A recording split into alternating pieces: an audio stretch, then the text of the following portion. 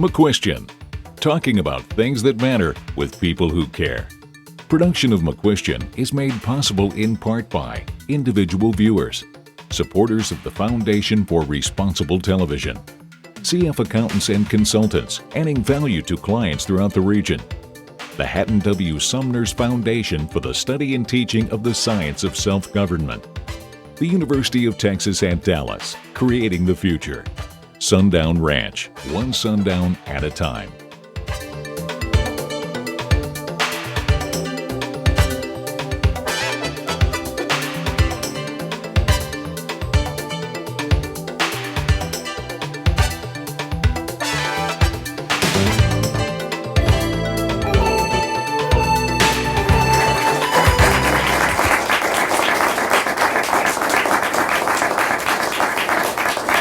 You know, as we enter our 25th year on TV, we're going to visit in depth some of the most important and occasionally troubling issues that we've covered over that time. This program is the first of a three-part series on immigration. And here's my promise to you. Whatever your opinion is on immigration, it is probably based on a serious lack of information or erroneous information. On this program, we'll look at the history and stories of immigration in America with an emphasis on Mexican immigration from 1848 all the way up to 1990. And this will include the Immigration Acts of 1917, 1965, and 1986. Now, your opinion on immigration policy will be much better informed as a result, so let's meet our guest. First, joining us by phone from Washington, D.C. and the Heritage Foundation is Mike Gonzalez. He was born in Cuba and has lived and worked all over the world, first as a journalist and now as a senior fellow at the Davis Institute for International Studies at the Heritage Foundation. His new book is called A Race for the Future: How Conservatives Can Break the Liberal Monopoly on Hispanic America. Mike, welcome to the program. Okay, and next here in the studio, if I could introduce Hippolito Acosta. He has begun his government career with the Border Patrol in 1975. His award-winning career with the Immigration and Naturalization Service has included stints in the Philippines, Monterrey, Juarez, Mexico City, and Houston. Today, he's managing partner of P&G Global Associates and the author of this book, which is called The Shadow Catcher: A U.S. Agent Infiltrates Mexico's Deadly Crime Cartels. Poli, welcome to the program. Thank you. It's great to be here. You have a great and interesting background, certainly from 1975, and we'll catch up with you in just a minute. But first, I want to introduce Neil Foley. And Neil is a professor at, and in fact, he holds the Robert and Nancy Dedman Chair in History at SMU. And Bob Dedman I knew all those years ago. He teaches courses in 20th century U.S. history, Mexican, American, and Latino history, and immigration. And his latest book is this one. It is Mexicans in the Making of America. Neil, welcome to the program. Thanks. Good to be here. Now, we don't have as much time as I'd love to have for you to give us the whole history, but give us quickly the idea of what this country looked like, particularly in Texas where we are, under Spanish control and then later under Mexican control, and bring us up to 1848 pretty quickly. Well, first it's important, I think, to understand that the way most of us in this room and basically in the country learn about the early history of the United States is an east to west perspective. That is to say, after the founding of the nation, it was all about westward expansion, going into Kentucky, and then with the 1803 with the Louisiana Purchase, which more than doubled the size of the United States. It put us right up against the Spanish Empire. And we don't learn much about that. We're studying Jamestown, and which was founded in 1607, at the same time that Santa Fe is being founded in 1608, 1609, in present-day New Mexico. So you also had the south to north migration of another colonial power called Spain, which we don't actually get to until the immigrants from the east crossed the border between the Spanish Empire and the United States Empire into Texas in the 1820s.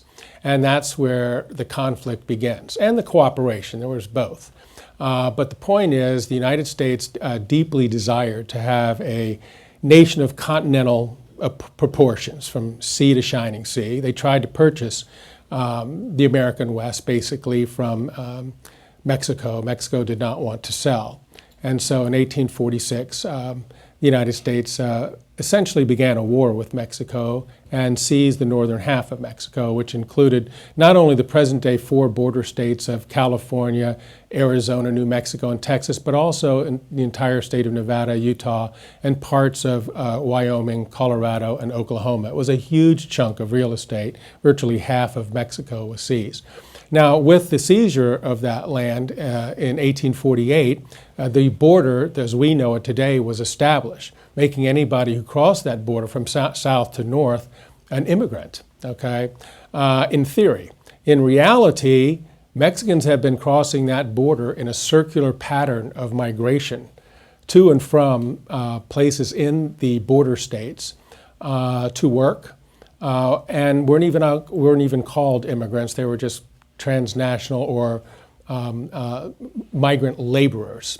They lived on both sides of the border. Their families lived on both sides of the border.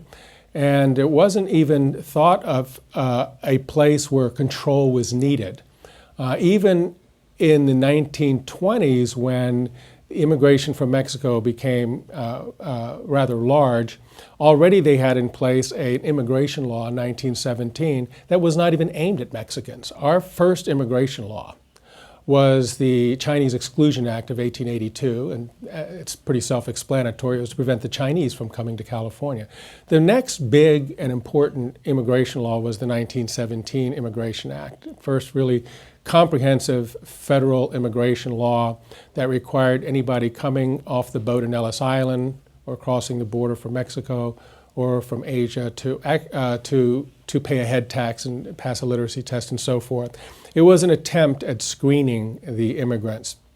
The more important act came 7 years later in 1924, the National Origins Quota Act, which actually set quotas for Europeans from Southern Europe and Eastern Europe coming to this country, because the United States believed after the waves and waves of immigrants from Southern and Eastern Europe from 1880 to 1920, the Irish, the Italians, and so forth, Eastern Europeans from Romania, Bulgaria, Lithuania, Poland, the so-called Slavic peoples, that they were inferior white people and did not make good American material, and so they needed to be controlled. Now, there were people in Texas at the time, Republican Representative John Fox, and he was a Democrat if I recall, who said, what about Mexico? We've got all these immigrants coming up from Mexico and they're browning the Southwest, and big business, and I'm talking about agriculture, agribusiness, I'm talking about mining, I'm talking about railroads. They said, no, we cannot finish the development of this region without Mexican labor, so hands off. And so even though they attempted for 10 years in the 20s to add on to the 1917 and 1924 laws restricting immigration from Mexico, they failed.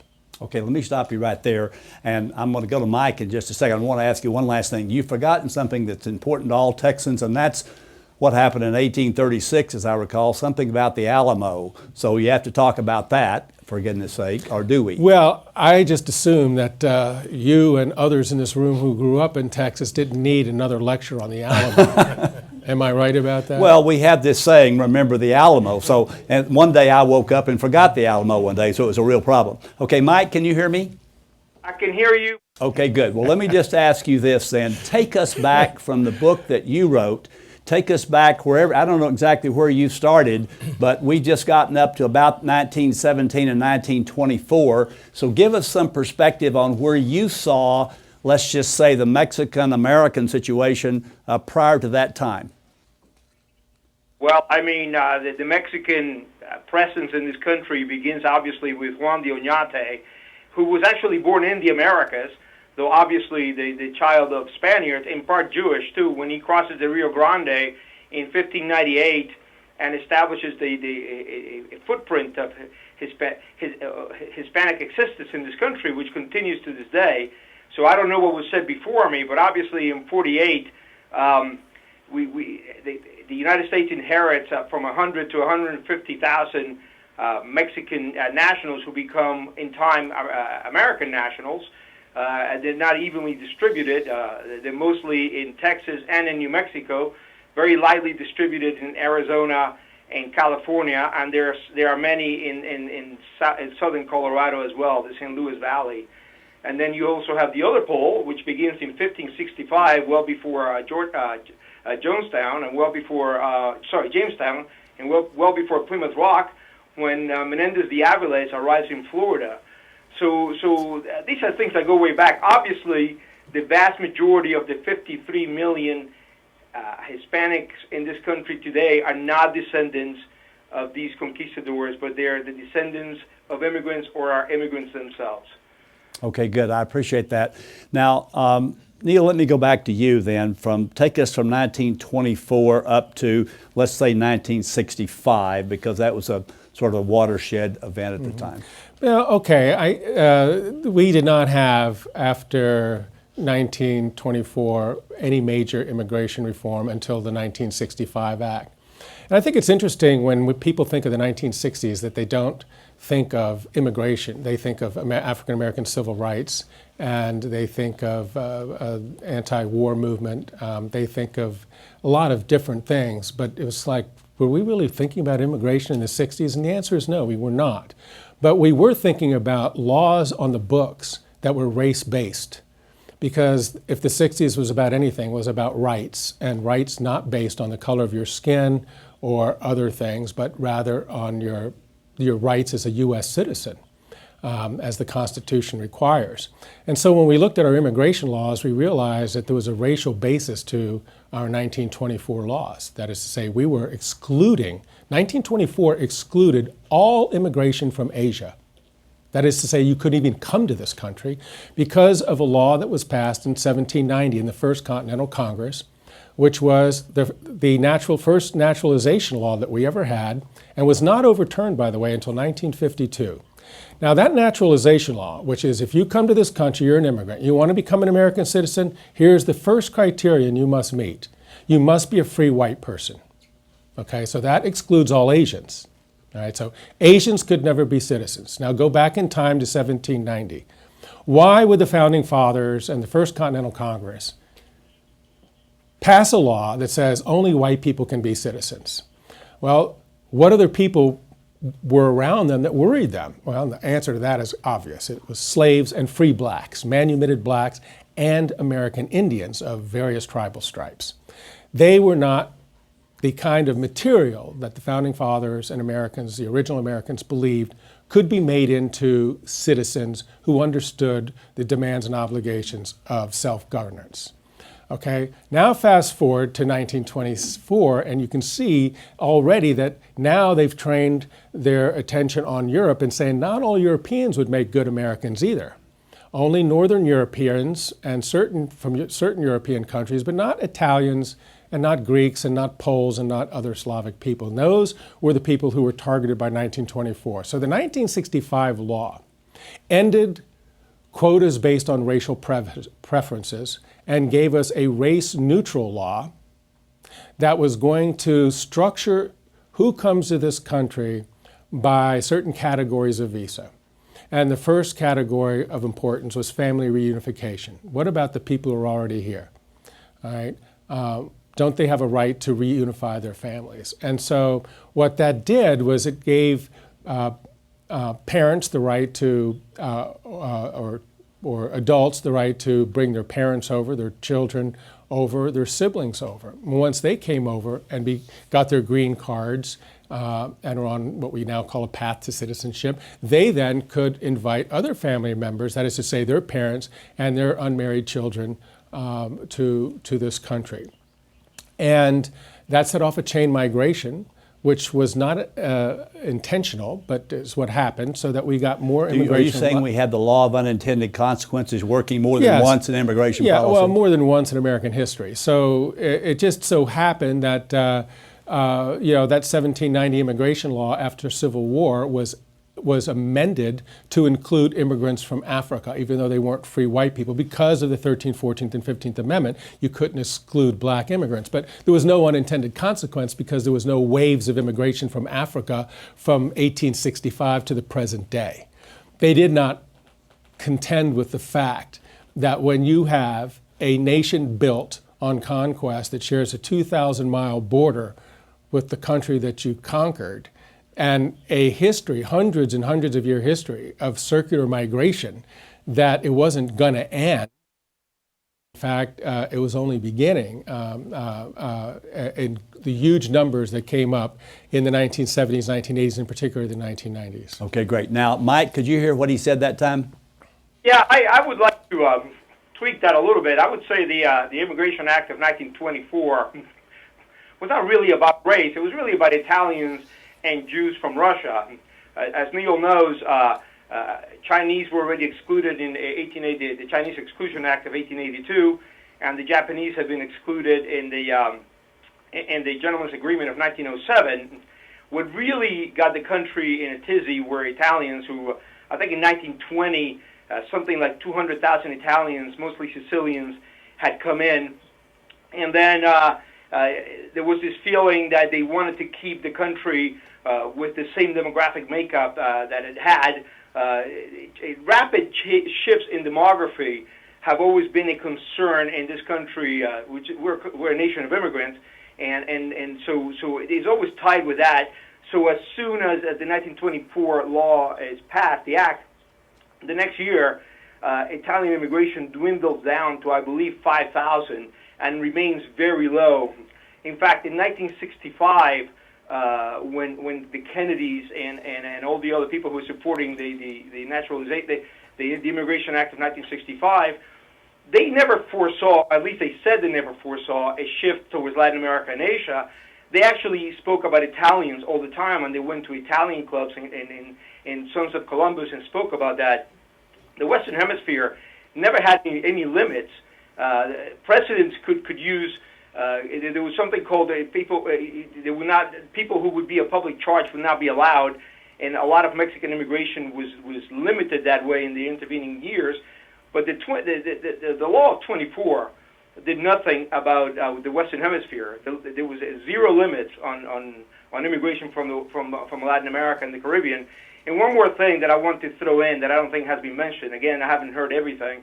It's the ending of the Bracero program, and when LBJ and the Congress allows it to lapse in December '64.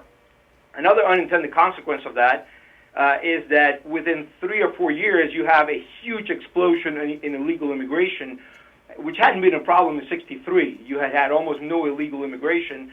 The problem is Cesar Chavez and the unions hated the Bracero program, and so LBJ got rid of it, but the economic reasons did not disappear, and you saw a spike in illegal immigration that equaled the number of people who had been coming in under Bracero. Okay, great. Now then, Poli, this is when you entered 1975. Give us some sense of what it was like and what you did in 1975. Well, one of the things that has just been mentioned is the Bracero program was no longer in effect. So, what is the Bracero program itself? The Bracero program was an agreement that between Mexico and the United States that allowed a certain categories of workers to come into the United States and work for a temporary period of time and return to Mexico. And as has already been mentioned, when the Bracero program was ended, we had a spike of illegal immigration. I came into the U.S. Border Patrol in 1975. Back then, we had 1,800 Border Patrol agents along our 2,000-mile border, yet we were apprehending almost 1 million people a year trying to enter the country illegally. And as you're well aware, we've gone from 1,800 Border Patrol agents back in 1975 to over 20,000 right now along our southwest border.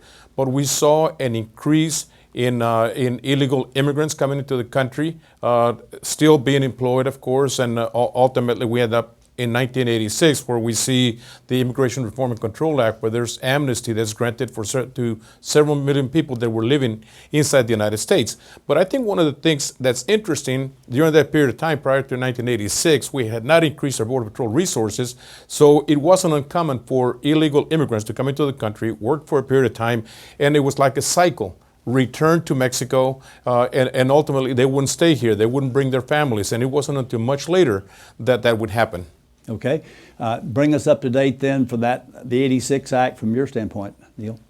Well, again, the 1965 law had this unintended consequence of lots of immigrants from Asia and Latin America, particularly from Mexico, as we all know. I mean, and the Beginning in the 1970s, people started to notice the so-called browning of America, particularly starting with the Southwest. And the Simpson-Mazzoli bill, which ultimately came the Immigration Reform and Control Act in 1986, was debated for 6 years before that became law on just exactly how to manage immigration. It was our first immigration reform since 1965. And what it tried to do was, this happened in Ronald Reagan's second administration, 1986. When he signed that into law in November of 1986, it included a provision, and they spoke about it using this word, amnesty, for over 3 million undocumented people in this country. It also involved increased border security and other things that's, such as sanctions against employers who knowingly hired undocumented workers. Because the understanding was they wouldn't be coming up here if people weren't hiring them. And so if you were in the meatpacking business or you were in agribusiness, then you were going to be held responsible for hiring people who were not here with proper documentation. That failed miserably. It failed miserably because one of the unintended consequences of that was, well, if you have to have an I-9 form now that they created that you have to fill out that says that you have checked the paperwork of these people and said that they have proper documentation, then you created black market for Social Security cards and rent receipts and driver's licenses and so forth. And of course, with a nod and a wink, most employers said, oh, that's fine, filed those documents away and hired those people and carried on business as usual. And so, in a sense, the 1986 law actually expanded immigration. And in 1990, another immigration act was passed with bipartisan support, which actually almost doubled the ceiling for the number of legal immigrants coming to this country. Okay, and what impact did that have on you, Poli, and the border security group? Well, one of the things that happened during that period of time, we started increasing the Border Patrol resources. But one of the fallacies of the Immigration Reform and Control Act of 1986, even though it had provisions to target employers who were abusing the system, there was no increase in interior enforcement. So the magnet back then in 1986 was still there for illegal immigrants, because once they got beyond the border, it didn't make any difference because there was very little enforcement operations. I don't know if it was by design, or by negligence, or perhaps both. But you know, it goes back to what happened back in 1924, and yet we're repeating that particular cycle again. So again, border enforcement was strong, interior enforcement was not. Illegal immigration continued to where we are today. Okay, Mike, give us about a minute's worth of your thoughts on that. Yeah, I mean, I agree. By the way, I wanted to say to Ippolito that I came in a year before he did in 1974. I came to New York. Look, the 86 law failed miserably in assuring Americans that the border was going to be secure and there was going to be workplace enforcement. And we're seeing these problems today because of that failure. We had a lot of illegal immigration take place between 86 and today, and that is haunting old policymakers as they prepare to do this, because American people don't forget about this. And there's a real fear. If you look at immigration, the arc of immigration, starting with the Scots-Irish in the 1600s to today, the fears and concerns are the same. That wages are going to go down because of competition at the lower. The wages for the low-end workers are going to go down. That the demographic is going to change too rapidly. That people will not assimilate. The same fears we have had the same fears for 350 years, because we're a nation of immigrants. These are the convulsions that a nation of immigrants goes through almost axiomatically. Okay, thank you very much. Now we just have a minute or so left. Let me just give you one chance here, about 30 seconds, in where you left off in 1990 and where you think we were at that time. Well, back in 1990, you know what happened after 1990? We saw 10 or 11 million new immigrants as a consequence of the law in 1990. Our border enforcement continued growing to what we have today, yet the illegal immigrant population increased just as dramatically to what we have right now, anywhere between 12 and 14 million people in the country illegally. Yeah, and so you have the last word, Neil, but it looks to me as if we keep on talking about passing laws and all that, I'm not sure we've ever done what we intended to do with the law. So what do you expect? If you'd been around in 1990, what would you have said about the situation going forward? Well,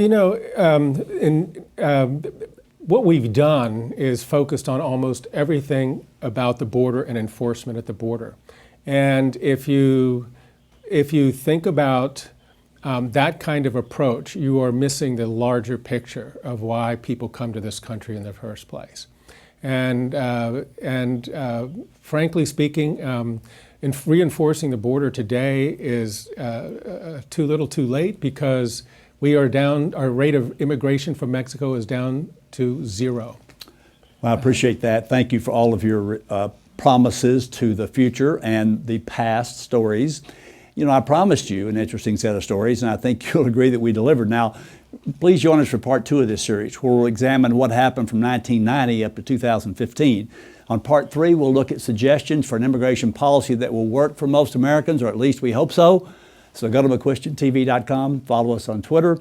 We really appreciate being invited into your home for the last 25 years to talk about things that matter with people who care.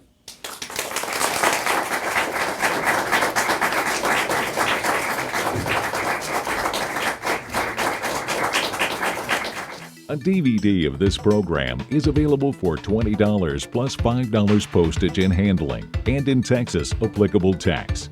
For more information, call 214-750-5157 or email nikkien@nikkimcquestion.com.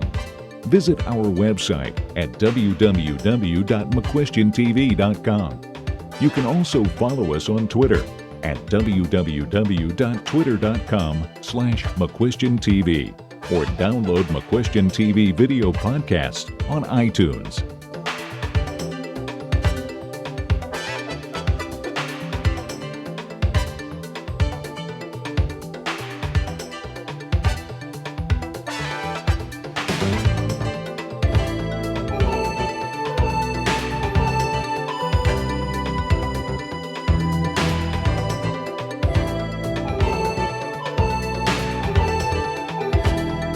Production of McQuestion is made possible in part by individual viewers, supporters of the Foundation for Responsible Television, CF Accountants and Consultants, adding value to clients throughout the region, the Hatton W. Sumner's Foundation for the Study and Teaching of the Science of Self-Government, the University of Texas at Dallas, creating the future, Sundown Ranch, one sundown at a time.